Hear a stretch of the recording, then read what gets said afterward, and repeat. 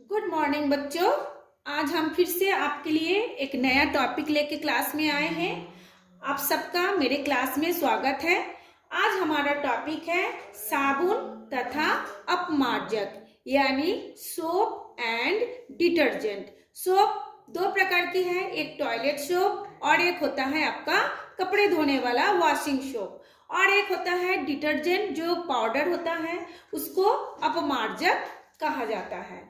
आज हम पढ़ेंगे किस तरह से साबुन तथा ये जो अपमार्जक है यानी सोप और ये जो डिटर्जेंट है किस तरह से कपड़े की गंदगी को या हमारे स्किन के डर्टी को, गंदगी को दूर करता है, किस मेथड से, किस प्रोसीजर से या किस फंक्शन से, उसके बारे में आज हम लोग डिटेल्स में पढ़ेंगे।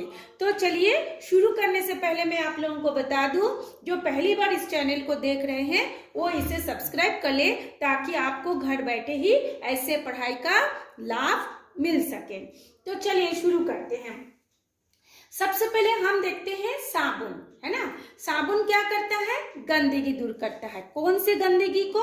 वो जो ऑयली गंदगी होता है, तेल युक्त जो गंदा होता है। हम लोग बोलते हैं ना कपड़ा गंदा हो गया। कपड़ा गंदा क्यों होता है?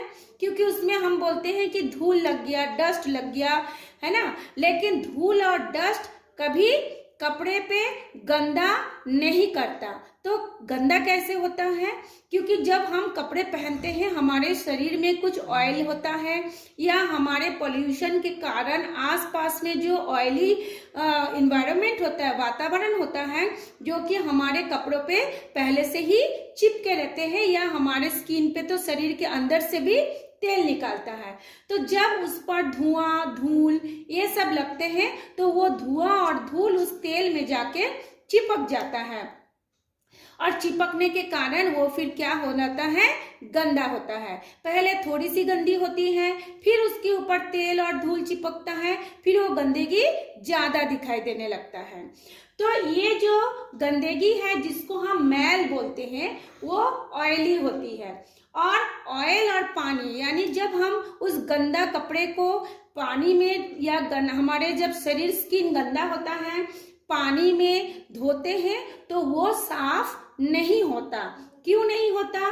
क्योंकि तेल और पानी, ऑयल एंड वाटर कभी भी एक दूसरे में मिक्स नहीं होता, वो अलग अलग लेयर बना करके रहता है। आप लोग घर में देखे होंगे कि एक छोटे सी कांच की शीशी ले लीजिए या ग्लास ले लीजिए, उसमें पानी लीजिए और थोड़ी सी कोई भी तेल ले लीजिए, उसको बहुत हिलाइए, शेक कीजिए। करने के बाद कुछ देर छोड़ देंगे तो देखेंगे तेल अलग हो जाता है और पानी अलग हो जाता है। इससे पता चलता है कि oil and water is not mixable, वो एक दूसरे के साथ कभी भी मिक्स नहीं होता, अघुलनशील होता है।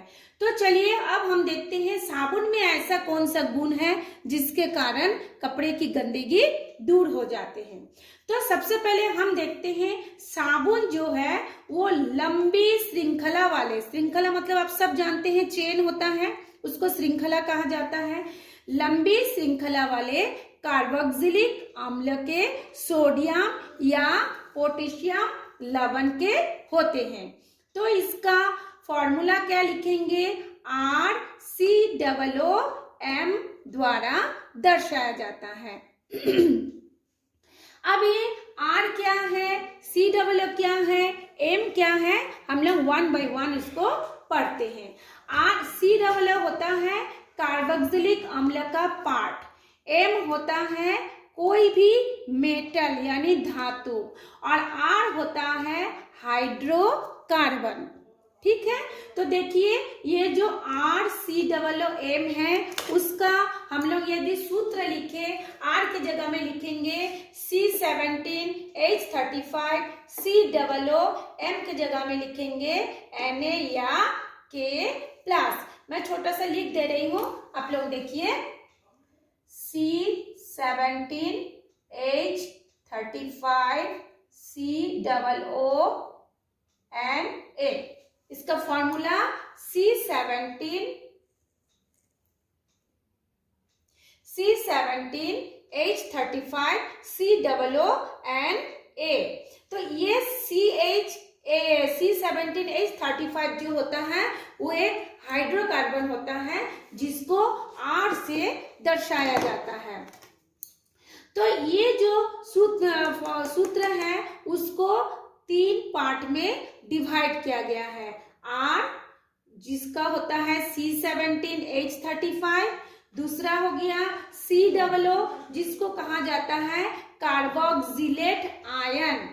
क्योंकि यहाँ पे कार्बोक्सिलिक अम्ल लिखा है लेकिन ये देखिए ये आयन अवस्था में है, इसको कहा जाता है कार्बोक्सिलेट आयन। यदि इसमें इस आयन को हटा करके H लिख देंगे तो वो कार्बोक्सिलिक अम्ल का संकेत हो जाएगा, सूत्र हो जाएगा। तो ये कार्बोक्सिलेट आयन और M क्या होगा, या तो सोडियम होगा या पोटेशियम आयन होगा। तो यहाँ पे हमने सोडियम लिखा है, आप इस जगह में पोटेशियम भी लिख सकते हैं।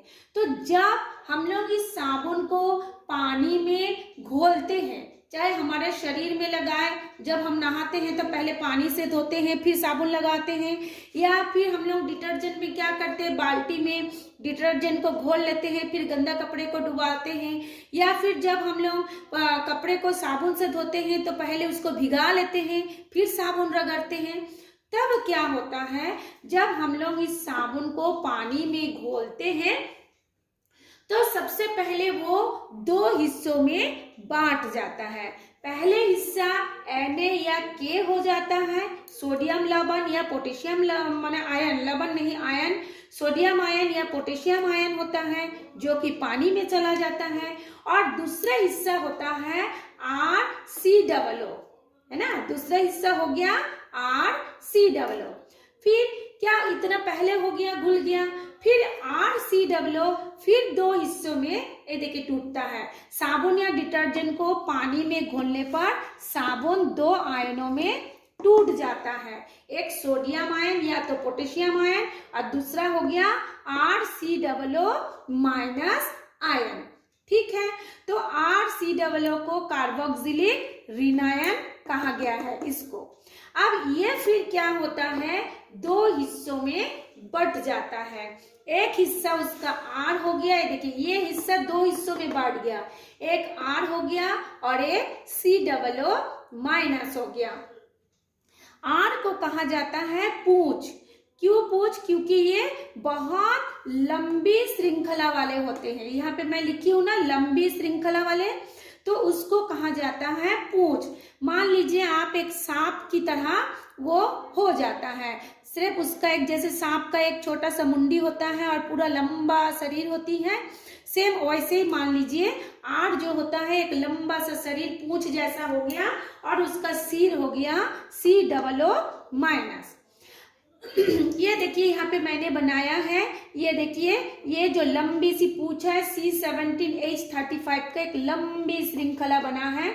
यहाँ पे हमने कितना लिखा है, 1 2 3 4 5 6 7 8 9 10 11 तक ही हम लोग कार्बन को या हाइड्रोजन को लिखे हैं, लेकिन ये 17 तक होता है ना, एक अणु का। तो ये लंबी सी पूंछ हो जाती है। और जो COO होता है, ये देखिए हमने यहाँ पे लिखा है, ये होती है इसकी सिर यानी हेड, और ये हो गया उसका टेल। तो R को देखिए लिखे हैं, R पूंछ हो गया यानी उसकी टेल हो गई, और COO हो गई उसका सिर यानी हेड। तो अब इसमें जब दोनों आयन हो गया तो पूंछ किसके साथ जुड़ता है, पूंछ जो है ये जो लंबी श्रृंखला है वो कपड़े की या हमारे स्किन की तेल के अणुओं के साथ जुड़ जाता है, तेल के अणुओं से वो ऐड हो जाता है।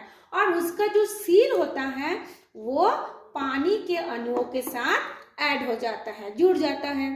ठीक, मतलब उसका 2 सिरा 2 चीजों से जुड़ गया, पूंछ जुड़ गया तेल के अणुओं के साथ यानी गंदगी के साथ, और सिर जुड़ गया पानी के अणुओं के साथ। देखिए ये किस तरह से जुड़ा है।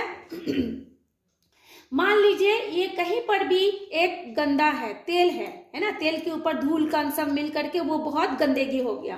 कैसे जुड़ता है, ये जितने भी ये जैसे अणु है उसका जो सिर मरे हो गया, उसका जो सिर होगा वो बाहर की ओर होगा, है ना, और पूंछ जाके ये गंदगी के चारों ओर एक गोल बना करके उसके चारों ओर से चिपक जाता है, जुड़ जाता है। ये देखिए, मान लीजिए यहाँ पे एक गंदगी है, मान लीजिए ये गंदगी यहाँ पे है, ऐसे करके गंदगी है, और उस गंदगी के चारों ओर ये जो सिर और पूंछ मिल करके यहाँ पे जुड़ गया। तो इसका ये जो सिर है बाहर की तरफ है और पूंछ है इस गंदगी की तरफ। बाहर की तरफ मतलब होता है पानी के साथ जुड़ गया, ठीक है। तो इस तरह से जब वो एक गोल संरचना बना करके जुड़ जाता है, ये इसका पूंछ और सिर और गंदगी जब तीनों जुड़ जाते हैं तब उसको कहा जाता है मिसेल। तो मिसेल को हमने सिर को C=- करके बाहर दिखाया है। यहाँ पर भी एक तो और बनाई हूँ, C=- को माइनस माइनस मैंने लिख दिए हैं रिनाइन, और वहां पे हमने लिख दिए हैं सिर करके लिख दिए हैं। अब ये जब ये मिसेल को जब हम लोग, अब क्या हुआ, साबुन लग गया, डिटर्जेंट से घुल गया, अब हम लोग क्या करते हैं, कपड़े को रगड़ते हैं, है ना।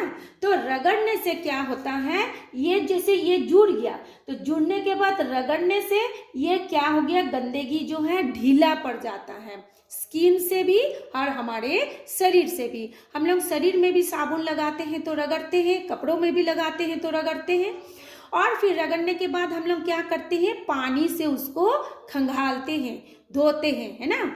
तो जब हम पानी से धोते हैं, क्योंकि इसका जो सिर है पानी के साथ है, तो वो पानी के साथ तैरते हुए जब हम रगड़ते हैं तो और पानी डालते हैं तो पानी के साथ इसी तरह से पूंछ के सहारे वो तैरते हुए कहाँ पे चले जाते हैं, बह के पानी के साथ कपड़ों से या हमारे शरीर से बाहर चले जाते हैं, है ना। क्योंकि ये देखिए, हमेशा सांप हो या हम लोग हो, हमारा जो सामने वाला पोर्शन पहले चलता है, तो इसका सिर क्योंकि बाहर की तरफ है तो पानी के साथ बह के ये गंदगी को अपने साथ लेते हुए, पूंछ के सहारे साथ लेते हुए वो बाहर चले जाता है।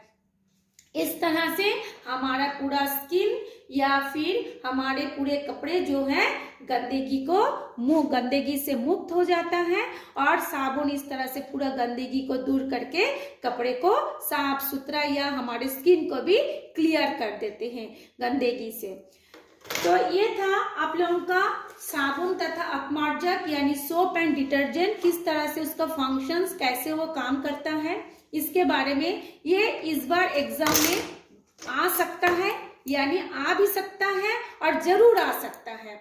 तो आप लोग इसको अच्छी तरह से समझ लीजिए, हो सके तो इसका नोट्स बना लीजिए, और बुक में भी आप लोगों का है, चाहे तो आप बुक्स के भी देख सकते हैं। तो ये फिर इसको आप पढ़िए, अगर समझ में आ गया तो कमेंट्स करके बताइए, और पसंद भी आ गया तो एक लाइक कीजिए। आज यही क्लास खत्म करते हैं। Thank you.